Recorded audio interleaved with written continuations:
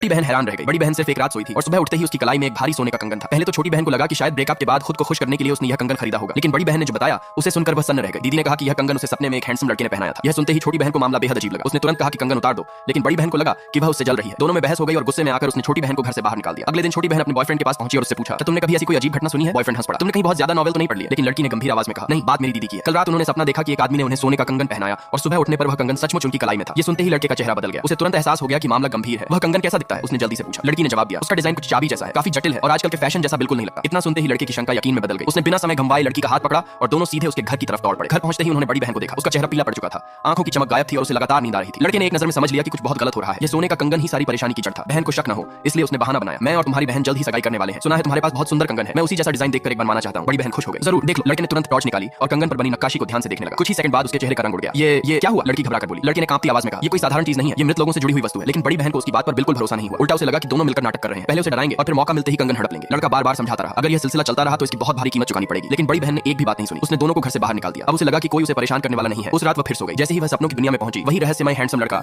एक बार फिर उसके सामने आ गया। इस बार उसके हाथ में सोने की एक खूबसूरत जोड़ी बालियां थी। वह मुस्कुराया और अपने हाथों से वे बालियां उसके कानों में पहना दी। अगली सुबह जब वह जागी तो खुशी से झूम उठी, क्योंकि वे बालियां सचमुच उसके कानों में मौजूद थी। एक बार फिर सपना हकीकत बन चुका था। वह दौड़ती हुई बाहर आई और छोटी बहन को अपनी नई बालियां दिखाने लगी। लेकिन बालियां देखते ही छोटी बहन का चेहरा फक पड़ गया। दीदी, ये बालियां कहां से आई? बड़ी बहन ने तुरंत भौहें चढ़ाई। क्यों, अब इन पर भी नजर है तुम्हारी? छोटी बहन समझ गई कि अब समझाने का कोई फायदा नहीं। वह चुपचाप एक तरफ गई और अपने बॉयफ्रेंड को फोन लगाया। दीदी के पास अब उसी डिजाइन की सोने की बालियां भी आ गई हैं और उनका चेहरा कल से भी ज्यादा पीला हो गया है। फोन की दूसरी तरफ कुछ पल सन्नाटा छाया रहा। फिर लड़के की घबराई हुई आवाज आई, बुरा हो गया।